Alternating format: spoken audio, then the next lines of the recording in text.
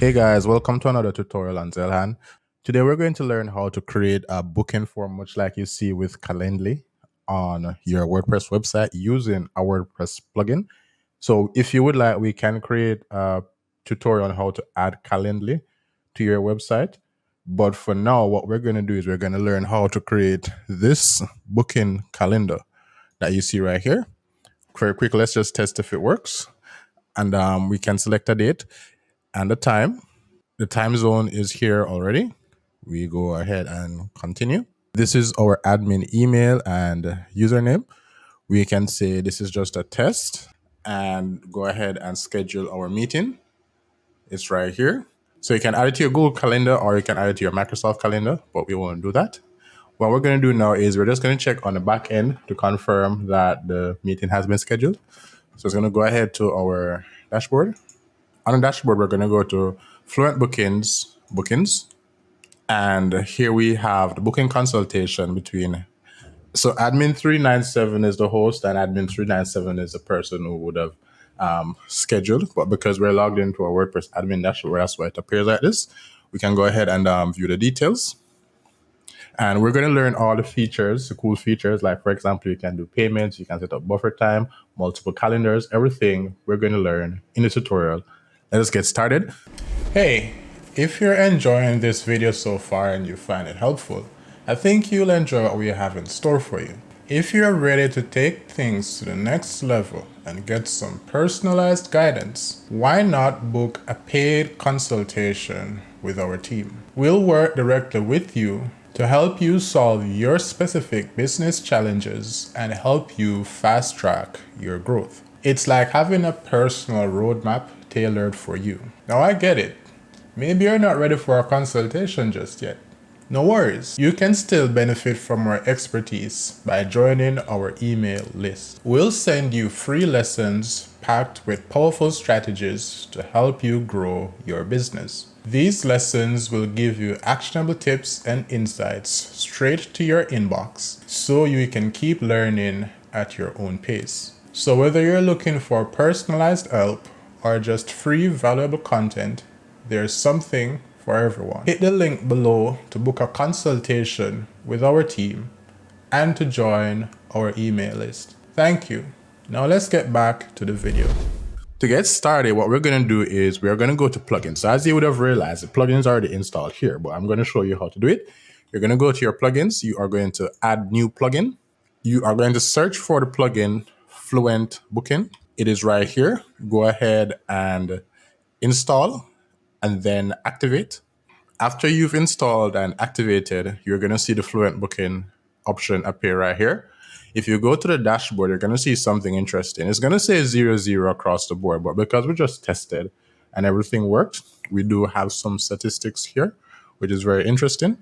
But this isn't the most important place right now, because what you realize happen is that you need to create a calendar to give your website visitors the option of selecting a time to speak with you. Now, here's what we're going to do. You can see a menu here at the top of the page, and you can see one here on the WordPress sidebar. Both of them correspond to each other.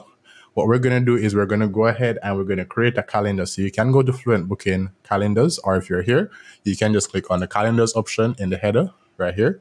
This is one I was running around with and playing around with before the tutorial, so I'm just going to delete that. What we're going to do is we're going to create a new event right here. Let's click event type. Here's the interesting thing. You can do one-on-one scheduled events. For example, a consultation with a lead, a prospect, a client, for example. Or you can do groups. So you might have an online course, for example, or a webinar, or perhaps it's like you want to, or perhaps you just want to talk to a lot of people at the same time using the same meeting, like for group coaching and so on. So you choose the right option. Because it's only me that's in the tutorial right now, I'm just going to go one-on-one to make it easier. Let's go one-to-one. So we're going to call this tutorial test calendar. And for the description, we're going to give it a description of this is just a test calendar. After we've given it the description, here's the interesting thing. Whenever we continue, right? So right here, we can say if it's a 30-minute meeting, 45 minutes, 60, 15 minutes, we can set the duration. But here's the interesting thing.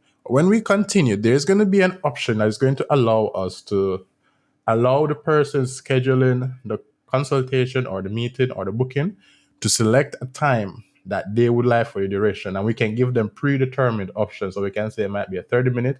You can choose between a 30-minute, a 1 hour, and a 2 hour meeting. But for now, what we're going to do is we're going to assume you just need to have one option, which is easier. But we're going to show you how to allow your bookie. I'm going to call him bookie for now, the person scheduling the consultation. We're going to teach you how to allow the bookie or the scheduler to set the time. For now, we're just going to go with it's a 60-minute duration. It's a regular consultation for an hour, sit down, have a talk, map out some strategies, and so on. The location, now here's where it gets interesting. We can set up with Zoom and Google Meet and Microsoft Teams, but that is a pro feature. And if you ask me, I think it's worth it.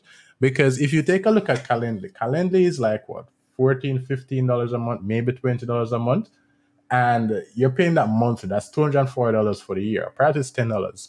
Even at $10, it's $120 for the year. And with this, so you can go to fluentbooking.com/pricing, and you can find out that one license for one site is $47 per year right now, or it's $80 for the normal price. Right now, they have a Christmas special, but you might not be watching this during the availability of this offer. So for $80, you can get everything that you can get with Calendly for the year, apparently. And I think that's a good deal. And it gets better as you go ahead and you get more licenses, but these are more for agencies and freelancers. So you wouldn't need that. But I think it's worth it for everything that you're going to get. So you can go ahead and you can buy now, upload your license and everything. We're just doing a tutorial on the free version right now. So we're not going to go ahead and select any of these locations. We do need to select a location. I am going to use the attendee's phone number. And after this meeting is scheduled, we can send them an invite to a Google Meet room, to a Microsoft Teams office. So this is where we are. You can add another location if you would like, but I'm not going to use that just because it's kind of making the tutorial more complicated than it is, because, we understand what's happening. Let's go ahead and continue. After we've continued, here's where it gets interesting. So it says here that for the meeting duration of 60 minutes, we can allow the attendee, so not the bookie, but the attendee, we can allow the attendee to select a duration. So we can go ahead and select that. We can say the default duration, the available durations for them to choose from are 15 minutes, 30 minutes, 1 hour, and 2 hours. So let's say those are the available times. So they're going to see 4 options. And we're going to say the default duration is going to be 30 minutes. All right. Now that's going to be the option that's default. We can use location just as we said. We're not going to make any changes to that. And the other part that I wanted to take a look at, these options over here, availability limits, etc. Most of these, as you're going to realize, are premium or pro options. So for availability, we can select the date range. Now, this is very important. So let's say that you're having attendees book for a consultation. You wouldn't want someone to book a consultation a year in advance because that's a whole lot of uncertainty. So you might want to limit how far into the future they can select a time. For this, you might say 30 days or 1 month, or 28 days for 1 month. All right. You can say it's within a certain date range. So this might be a limited time calendar that's not going to always be there. And it can be indefinitely into the future, which is that could be troubling depending on your setup. But there are applications where that would work. You can set your schedule or availability. Now, here's how this is going to work. If you're a business, right? If you're a business, you might say that during the week we are available 9 to 5. All right. But let us say that you're not a business and you have several different times, or you're a one-man team, so you're a solopreneur. You might say, all right, we are available on Mondays. Well, I am available on Monday from 9 a.m. to 12 p.m. And I am also available on Thursday from 12 p.m. to 4 p.m. This is where you would do that. So to create this kind of availability, you can use the availability option right here, or you can go to availability. Let's just open it in a new tab. On availability right here, you can add a new availability. You can say freelancer special. This is my time zone. I'm currently in Jamaica. This is the time zone that Jamaica uses. Go ahead and add new schedule. Now for your new schedule, when are you available? All right, so we're going to say we're only available on Mondays and Thursdays. All right. On Monday, we're available 9 to 12 p.m. or 9 to midday. All right. So there we go, 9 to midday. And on Thursdays, we're available from 12, so 12 p.m. to 4 p.m. Now, the reason why this is interesting and like this is because it doesn't set you in stone for your availability, and it allows you to be flexible. Different people have different times when they're most effective. And this also gives us an option where you can select and you only want to have a limited time schedule available for this. So let's say you're having a Christmas promotion and you only want to see those leads, those attendees for that Christmas promotion, let's say on a Thursday. This is where you would do that. So I'm going to go ahead and I'm going to save changes. Most things are all right as they are right here, the name and everything. What I'm going to do is I'm going to go back to our calendar setup right here. I don't think it's going to be available for our schedules. So what I'm going to do is if I reload, I'm going to have to go through all the steps, but I am going to reload, go through all the steps, and you can just sit tight and take a look at everything that I'm doing. If something comes out a little bit different than before, that's perfectly fine. You will see what is being done. So just go ahead and reload right here. And I don't think I have to do that. All right. So now we have the freelancer special. That's good. And you notice that the availability right here changes. If we go ahead and we use the weekly hours, you notice that it changes. So we can go ahead. So we're going to go ahead with the freelancer special. That is good. We are going to keep it at 30 days into the future. Like we said, we're not going to set any custom hours because, that's just defeating the purpose of what we just did. And limits. This is interesting. So buffer time for before and after the event. What is buffer time? Buffer time is if you have two meetings back to back, right? So you have two 1 hour meetings back to back or 15 minutes. So 10 to 10:15 and 10:15 to 10:30. It's very hard for you to finish at 10:15 and make the next meeting at 10:15.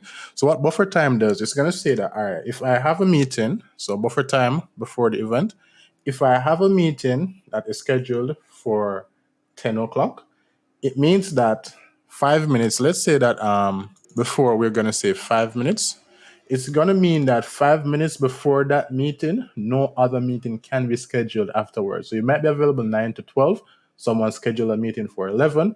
They are both 1 hour meetings. No one can schedule a meeting 5 minutes before that, meaning that up until 10:55, a meeting can't be scheduled for that time. So they might have to go with 8:55 to 9:55 instead of 9 to 10 because you have a meeting at 10 and their meeting can't end at 10. And it's the same thing with buffer time after.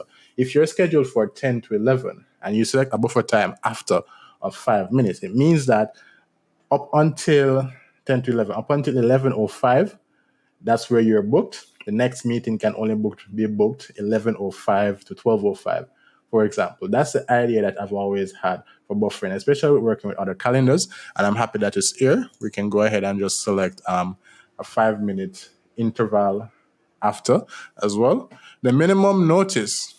How much time do you need to get notice prior to being able to have someone select a meeting? Meaning that if someone wants a meeting at 10 a.m. and it's 9:55, can they schedule for 10 a.m. right now? Or do they have to wait for the next day? Like, can they schedule a meeting? How soon before they can schedule a meeting? And I like to do 24 hours notice, especially for my business, Zeilhan, here, because we have to prepare for our consultations and for our calls. We gather all the data and we make your time as valuable as possible. So I'm going to go ahead and say 24 hours. Limit booking frequency. That's just saying how many events can be booked right here per day. You can say per month or per week, as you're seeing right here. So for the day, we're only going to take 10 meetings. After we've scheduled 10, no more can be scheduled for that specific day. Or if it's for a week, we can say 30. It depends, it's all up to you. After that, we're going to say limit total booking duration. So limited total booking duration is basically saying for how much time per day can you spend on meetings. You might not want to spend your entire 8 hours of the workday doing consultations if you have other tasks to do. So you might want to say 2 hours. So only 2 hours per day can we have a meeting scheduled. That's fine. And you can lock time zone on booking page. But I'm not going to do that because it's not an in-person meeting, but it's useful for in-person meetings. So there we go. And this is important because if you're scheduled for Bogota, Colombia time, like we're in, and it's supposed to be in person and someone uses a time that's 2 hours ahead, they might be saying that it's both set for 10 a.m., But because they're ahead, it's going to be like 12 a.m. for them, 10 a.m. for them, which is 12 a.m. for you. And you're going to show up at the place 2 hours early because they're 2 hours ahead, and it's going to be a fiasco. You can hear it in my voice that it's getting frustrating. It hasn't even happened. So that is all good. We're also going to take a look at the question settings. You can add questions. I encourage you to add questions. Quick point about lead generation. This is lead generation. Whenever you ask a lot of questions, you're going to get less, or you're going to get fewer respondents, or fewer attendees, in this case, scheduling consultations. But what you're going to get is you're going to get higher intent, meaning that you might only get 5 when normally you would get 10. Perfectly fine. But these 5 that you actually get are more interested than the 10 that we normally get. They have gone through more to schedule this consultation because they're more interested.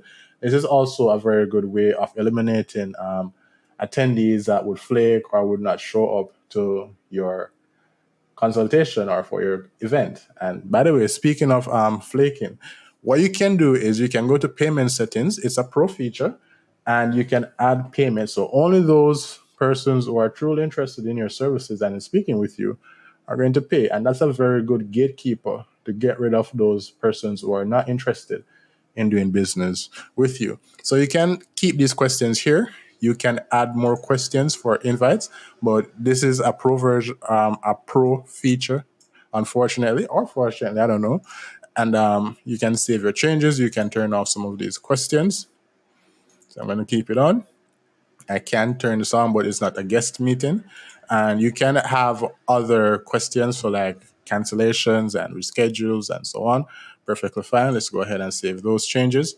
Email notification helpful. So if someone schedules a meeting with you, you need to be able to get you need to have a notification sent to you. You can go ahead and just go ahead and do that. You can format your email notification for both yourself and for the attendee.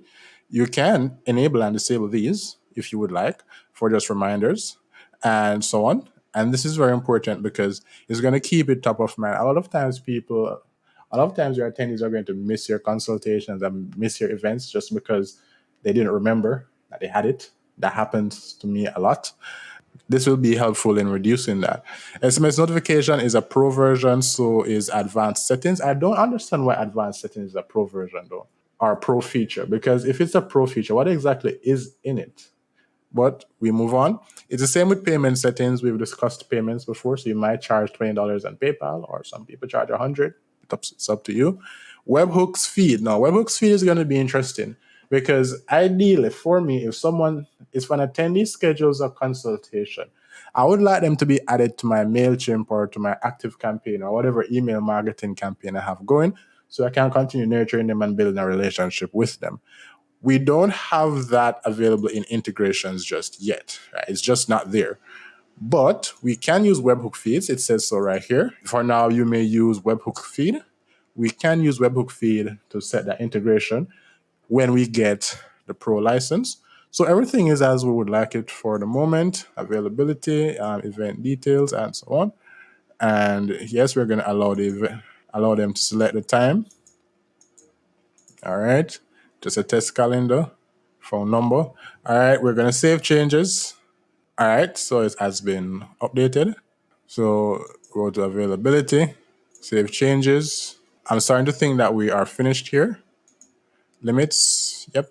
Save changes. I understand what's happening. This is good. This is all good. We're going to leave these as they are. And we're going to save changes. All these are okay, by the way, guys. I'm just dotting my I's and crossing my T's. And everything else here is perfect. All right. So the calendar's name is tutorial test calendar. So next we're going to add this calendar to our page. Let's just take a look at our bookings. We don't have the bookings except for the one that we just did right here. And we have taken a look at our availability. These are right here. And our settings. Let's take a look at our settings. So general settings, our admin email is short code for the admin email. Calendar starts on a Sunday. I like the 12-hour format. It keeps things very clear, especially when it goes to 16 hours versus 4 o'clock. 10 minutes. If the customer or the attendee does not complete the payment for paid events in an hour, then cancel automatically after. mark booking as completed automatically after 1 hour from the event ends. So whenever the event time ends, we're going to just mark it as completed 10 minutes after. And default country, I'm going to say Jamaica because I am in Jamaica. So it's going to add the 876. But for you guys, I like working with Americans. So I'm just going to use it as USA. All right, United States. And enable booking summary notification and daily. So they're going to send you a notification every day that says, today you got 3 bookings and so on. Perfectly fine. I love that. And our email settings from name and so on. I'm not going to get too involved in this part because it's kind of advanced. I'm just going to go ahead and save these settings right here. Save these settings even though I didn't change anything. And system default. All right, this is good. We don't have much going on for these options because they are all pro features. Every single one of them. Yeah, they're all pro features, except for Fluent CRM, which is a free plugin by the same team, and Fluent Board. Interesting. So now what we're going to do is we're going to go to our website, visit site. We are going to duplicate, well, we're not going to duplicate, we're going to edit this page with Elementor. We're going to change the calendar here. So let's go ahead and edit with Elementor. And by the way, guys, if you want to learn how to start generating more leads from your WordPress website, we have a tutorial on that is scheduled right here. I think it's right here. And if you want to learn how to build this website, go ahead and hit subscribe because that tutorial is coming. So we're right here. I'm going to duplicate this area simply because I want to have the 2 calendars showing. So we've duplicated. The next one, I'm going to change this text. So test calendar. I'm going to change the background just to make it a lot easier for you guys to see. All right, that is good. Now, we're going to go ahead and right click, edit calendar event. We're going to change from booking consultation to tutorial test calendar. Another way that we can do this is to go ahead and delete this. What you can do is you can click next. Click add widget and you can say Fluent calendar event is right here. Drag and drop right here. You are going to select event, tutorial test calendar. So I think I messed up the layout. That's perfectly fine. We can fix that later. And we have our calendar right here. So what I'm going to do is I'm going to go ahead and I'm just trying to fix the layout, guys. And I think this is it. I can copy and I can paste style. All right, that's good.